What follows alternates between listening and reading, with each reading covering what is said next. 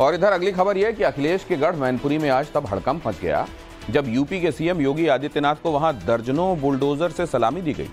मैनपुरी में बीजेपी प्रत्याशी जयवीर सिंह के लिए वोट मांगने पहुंचे योगी आदित्यनाथ का जब रोड शो मैनपुरी की सड़कों पर निकला तो पूरा मैनपुरी योगी को देखने के लिए सड़कों पर दिखाई दिया। जनता ने जिस तरह योगी का इस्तकबाल किया, उसने सपा की सबसे सेफ सीट मानी जाने वाली मैनपुरी का सियासी समीकरण डगमगाया हुआ दिखाया। सवाल है, क्या डिंपल के लिए इस बार मैनपुरी की फाइट टफ होने वाली? बिग एंड बोल्ड की यही है दूसरी एक्सक्लूसिव स्टोरी।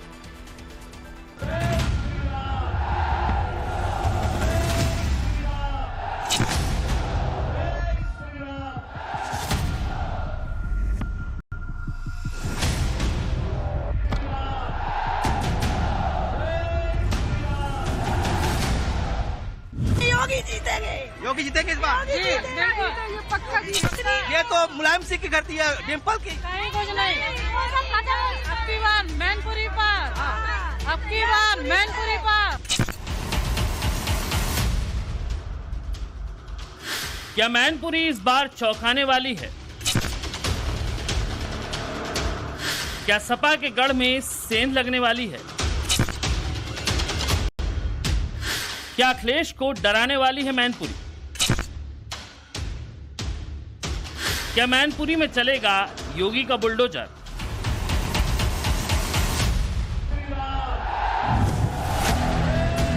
समाजवादी पार्टी के सबसे मजबूत किले से जो तस्वीरें सामने आ रही हैं, वो सपाइयों के मनोबल को गिराने वाली है, अखिलेश को डराने वाली है, डिंपल को हार का खौफ पैदा करने वाली है।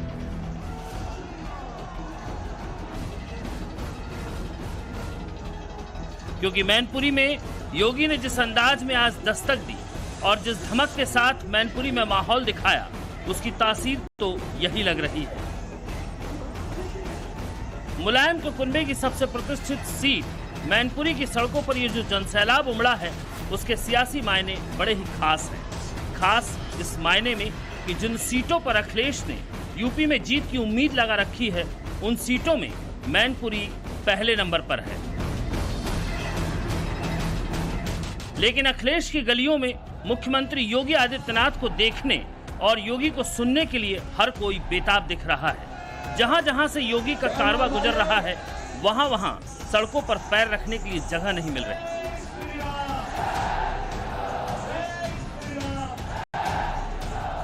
यूपी में जननायक की छवि लेकर उभरे योगी को देखने के लिए लोग छतों पर खड़े हैं, घरों की खिड़कियों से अपने नेता का दीदार कर रहे हैं। स्वागत भी देखिए कैसा हो रहा है। दर्जन भर से ज्यादा बुलडोजर इस रोड शो में शामिल हैं और बीजेपी के समर्थक और प्रशंसक बुलडोजर पर खड़े होकर ये संदेश देने की कोशिश कर रहे हैं कि समाजवादी पार्टी का सबसे मजबूत किला माना जाने वाला मैनपुरी इस बार ढहने वाला है। देश के लोकसभा चुनाव को लेकर के पूरे देश के अंदर आज जो माहौल है, उस माहौल को ध्यान में रखते हुए मैनपुरी भी इस बार परिवर्तन की राह पर चल रहा है। आपके उत्साह के माध्यम से स्पष्ट दिखाई दे रहा है। योगी को लेकर जो क्रेज मैनपुरी की जनता के बीच दिखाई दे रहा है, वो और इस जनसैलाब के माध्यम से मैनपुरी जो बोल रही है, वो दोनों ही अखिलेश की पेशानी पर बल लाने के लिए काफी है। देखने के लिए, स्वागत करने के लिए उनके साथ एक्साइटेड, उनको देखने के लिए बहुत ज्यादा उन्हें देखने। ये देखिए कि सब महिलाएं जो है हाथों में फूल लेकर 5 घंटे से खड़े हैं, योगी जीतेंगे। योगी जीतेंगे इस बार। ये पक्का जीतेंगे। माहौल है। ये तो मुलायम सिंह की करती है, डिंपल की कहीं कुछ नहीं। अब की बार मैनपुरी पर, अब की बार मैनपुरी पर। योगी के हमलों से यूं ही अखिलेश परेशान है। इंडी गठबंधन के हर वार पर देश भर में मोदी पलटवार कर रहे हैं, तो यूपी में योगी ने मोर्चा खोल रखा है। ये सुनिए मैनपुरी में योगी क्या कह रहे हैं।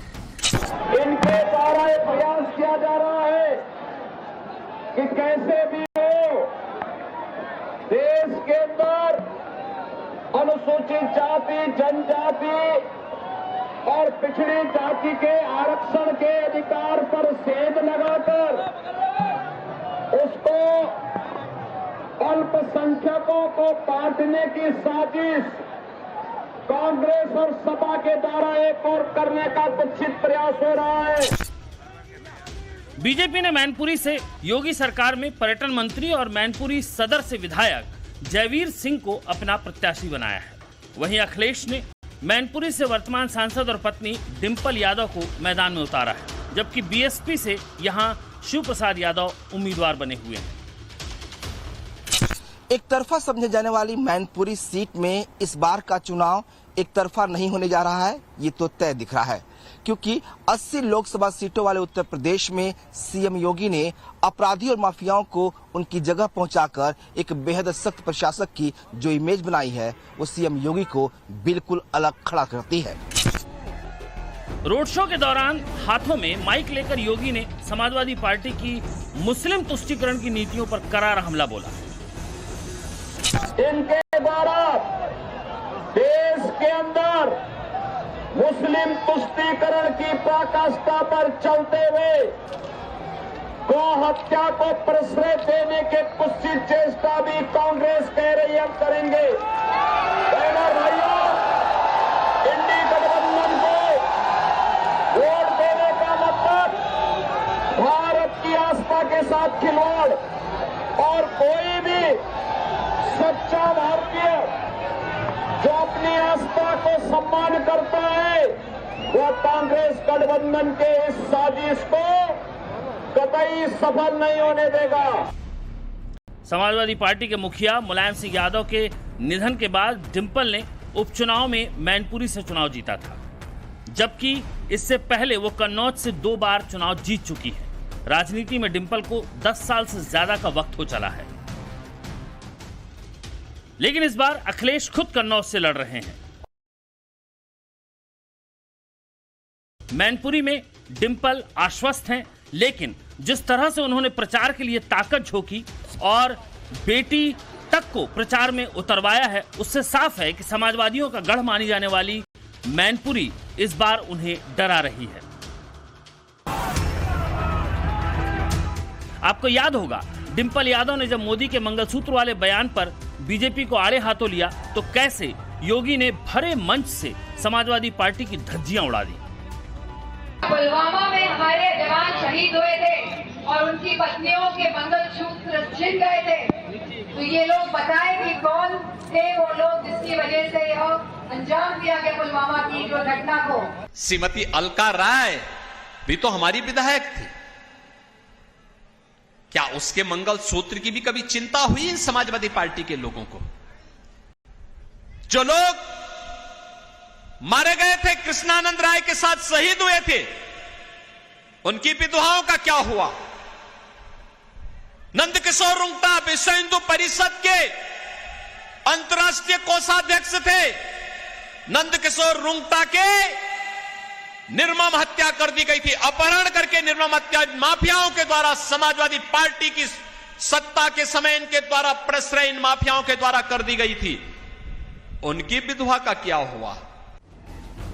दूसरे चरण के बाद अब देश का सियासी माहौल आक्रामकता की तरफ बढ़ रहा है। 2024 के तीसरे चरण में मैनपुरी के लिए 7 मई को मतदान होना है। बीजेपी ने इस सीट पर सेंध लगाने के लिए पूरे सियासी समीकरणों को ध्यान में रखकर जयवीर सिंह को मैदान में उतारा है।